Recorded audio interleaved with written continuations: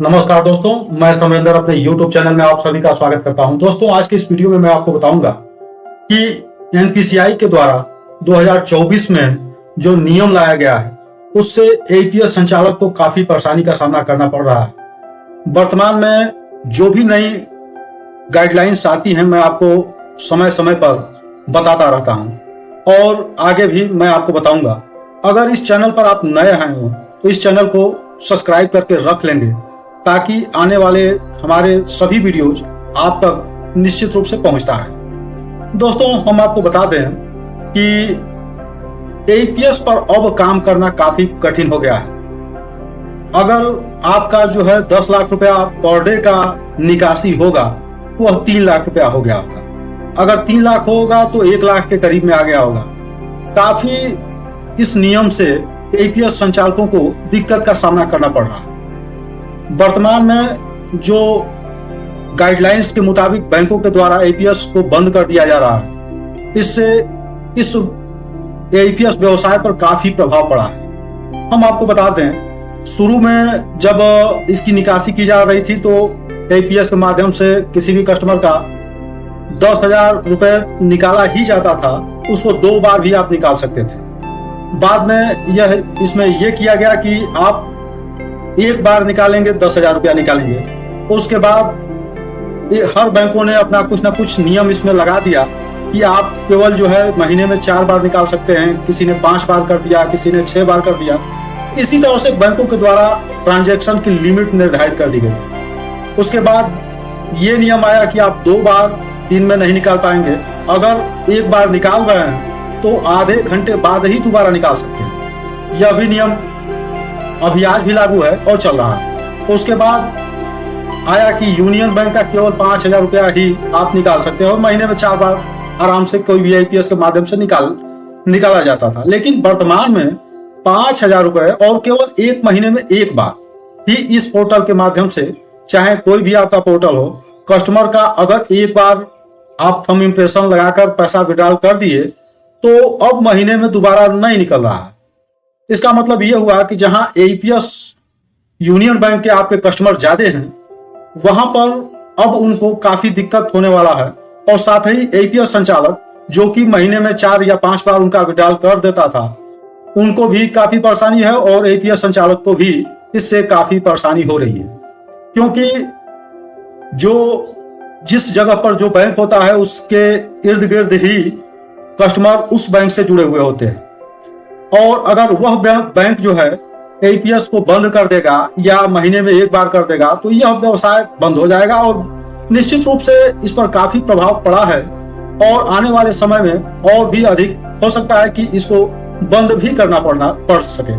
क्योंकि हो ये रहा है कि बैंकों द्वारा अपना जो पोर्टल दिया गया है, जो कि वो सीएसपी प्रोवाइड करते हैं, चाहे कोई भी बैंक हो, वहां से आप जय बार चाहे तय बार निकाल सकते हैं। उनकी कोई लिमिट नहीं है, वो 25,000 रुपए तक निकाल सकते हैं। लेकिन एक एपीएस संचालक के यहाँ यह सारा नियम कानून उसी के ऊपर थोप दिया गया है। यह मैं कह सकता हूं कि एपीएस का जो भी व्यवसाय कर रहा है, तो अरे भाई, एनपीसीआई ने जो नियम कानून बनाया है सबके लिए बना दे कि 5,000 महीने में केवल एक बार ही उस कस्टमर का निकलेगा और किसी भी पोर्टल से निकलेगा।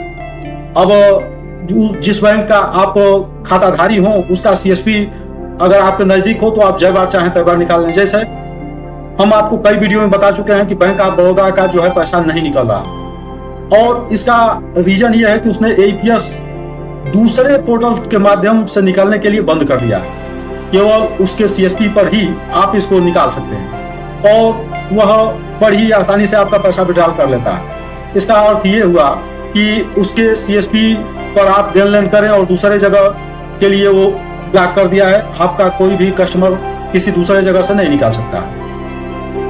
अब इंडियन बैंक का तो पूरा ही लग रहा है कि बंद कर दिया गया है एपीएस के माध्यम से विड्रॉल होना, वो कहीं से नहीं निकल रहा। उसमें डिसेबल कर दिया गया है एनपीसीआई के द्वारा। उसमें या तो बैंक के में जाकर फिर जो है आपको एपीएस को इनेबल कराना है, तब वह कार्य करेगा।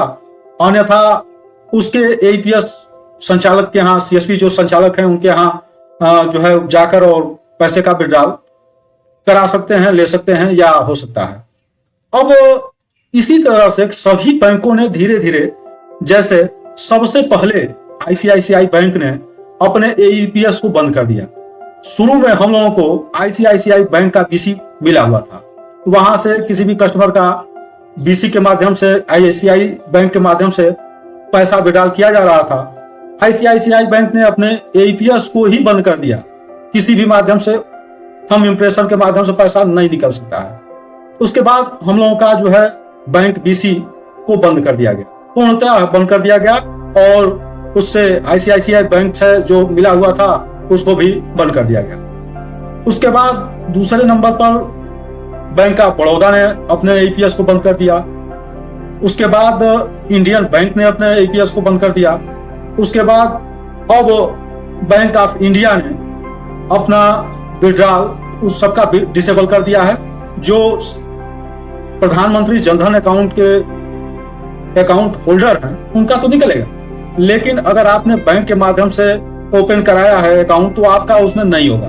यह बहुत ही हमारे समझ से गलत है, क्योंकि एईपीएस के माध्यम से जो दूर दराज के लोग हैं, जहां ग्रामीण क्षेत्र में बैंकों की पहुंच कम है, जहां की एनपीसीआई या रिजर्व बैंक ने यही माध्यम दिया था कि एईपीएस के माध्यम से लोग अपने यहाँ जो बीसी पॉइंट होगा पैसे को विड्रॉल कर लेंगे, और बैंक ब्रांच अगर उनके दूरी पर है तो बड़ी आसानी से अपने नजदीक फंड को निकाल सकते हैं। बाद में बैंकों का जो है आरबीआई ने बंद कर दिया कि अब आप मिनी ब्रांच नहीं खोल सकते हैं, आप बीसी पॉइंट खोलिए और उसके माध्यम से देन लेन करिए।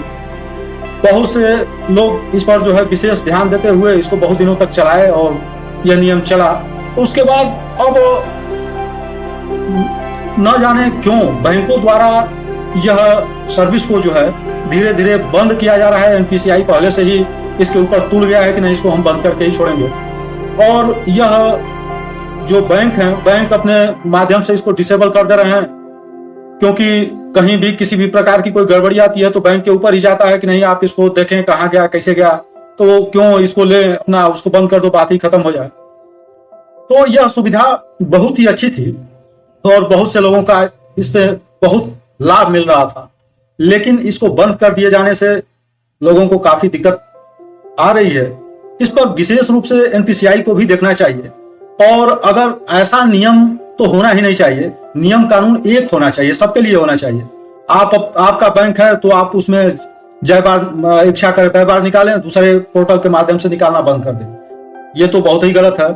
और ये सबसे इंपॉर्टेंट है कि जो एईपीएस है, जो थंब इम्प्रेशन के माध्यम से विड्रॉल किया जा रहा है, उसको कम से कम 10,000 रुपए का जो लिमिट है उस लिमिट को निश्चित रूप से रखना चाहिए, और इसको एक निरंतर चलने दिए जाने के लिए सभी बैंकों को इसमें सहयोग करना चाहिए।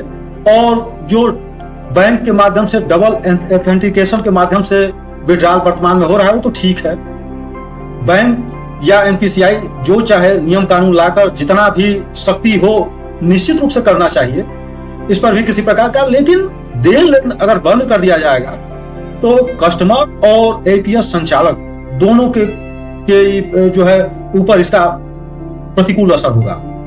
तो इस पर विशेष ध्यान देने की आवश्यकता है एनपीसीआई को, क्योंकि एनपीसीआई हो सकता है कि एईपीएस के माध्यम से जो है अंगूठा के माध्यम से पैसे को निकालने नहीं देना चाह रही है, या जो भी एईपीएस संचालक है उनको बंद कर देना चाहती है।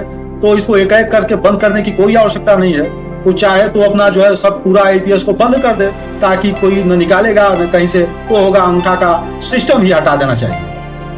तो दोस्तों हम आपको पूरी बात बता दिए कि वर्तमान में क्या चल रहा है। अगर आपको किसी भी प्रकार की कोई क्यूरी हो, कुछ जानना हो तो आप हमसे कमेंट करेंगे, मैं उसका रिप्लाई दूंगा और देता भी हूँ। तो वीडियो में लास्ट तक बने रहने के लिए आप सभी का बहुत बहुत धन्यवाद।